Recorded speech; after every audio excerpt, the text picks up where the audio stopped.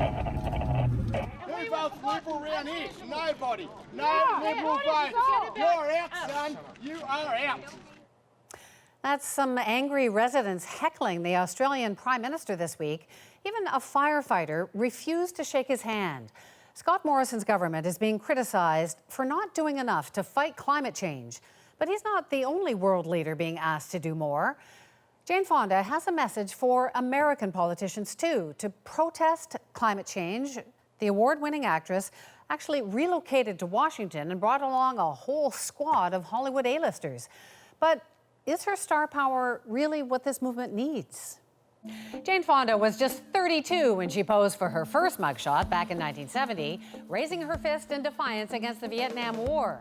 Do you know that 2 years ago I didn't know where Vietnam was? She was even photographed with North Vietnamese troops, which earned her the nickname Hanoi Jane and led to a congressional hearing. Quite a change from her sex kitten image in the 60s in films like Barbarella. Later, Fonda went on to some pretty serious roles. She even won 2 Oscars. The winner is Jane Fonda. 1, 2. A decade later, she moved to the small screen, launching an exercise empire. Her first workout video became the top-selling VHS tape of all time. She tried to quit acting in the early 90s when she married billionaire media mogul Ted Turner, but the retirement and the marriage didn't last. Soon, another comeback. Everybody's got a past. More hit movies and her own Netflix show. And now she's just turned 82. How did she celebrate? Yep. This is what democracy looks like. She got arrested again. Since mid-October, Fonda has been leading Fire Drill Fridays against climate change in Washington with celebrity friends including Ted Danson, Gloria Steinem, and her Grace and Frankie co-stars Sam Waterston and Lily Tomlin. We can do it! But once again, not everyone is a fan. Breitbart News tweeted, "Rich, virtue-signaling Hollywood elites wasting law enforcement time and taxpayer resources."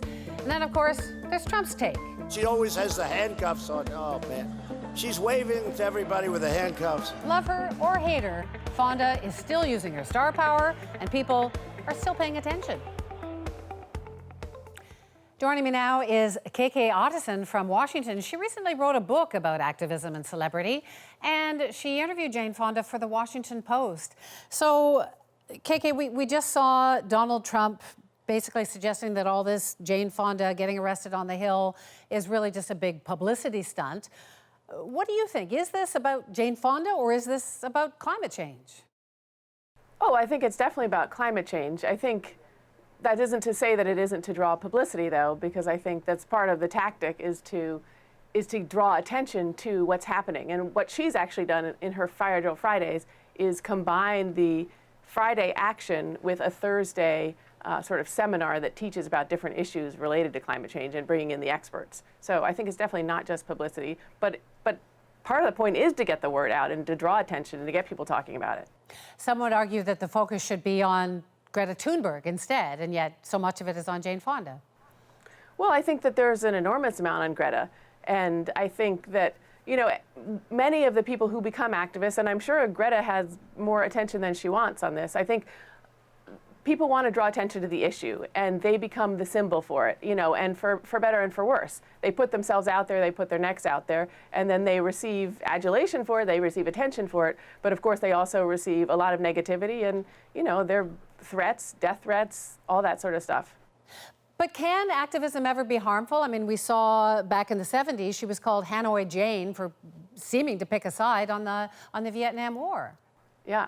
Sure, no, absolutely. And I think that it was certainly harmful to her reputation at the time. I think that what's interesting, actually, I asked her about that because she, you know, still provokes very strong reactions on both sides about that, about being Hanoi Jane. And I think that was actually, she said, look, they didn't even start that name until a couple years after I came back. So she acknowledges that she made a mistake, but it was sort of the whole reputational assault was cooked up by the FBI director at the time, by Nixon, because they wanted to make an example out of her, because she had become this very prominent anti-war activist, and they wanted to sort of make a cautionary tale of her.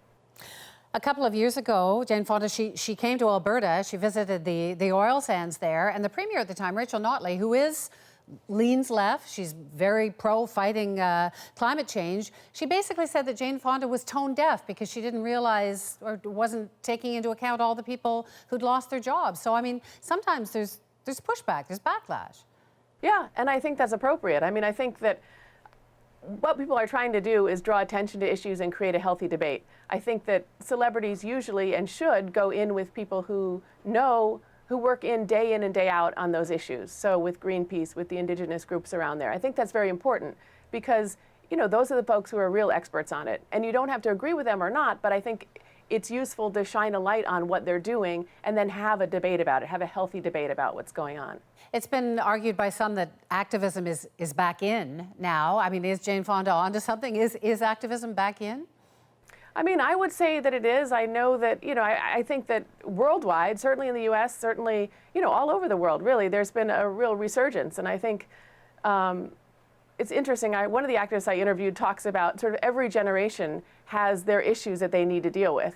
And if they don't do that, if they don't handle that, then the next generation is dealing with their own issues plus the issues that haven't been dealt with. And I think probably we've been a little complacent in recent years, recent decades. And that's why we have a real resurgence right now of people trying to deal with some of the issues that have not been dealt with, like climate change. Do you think Jane Fonda is making a difference? I do. I mean, I think anybody that gets out there and really gets discussions going is helping. You know, she's not going to solve it. Nobody's going to solve it individually. But I think the more that we talk about the issues, the more that, you know, debate about the issues. It does, you know, you don't have to agree with someone or not, but to have a real healthy debate, I think that's really important. And I think that's the only way things move forward.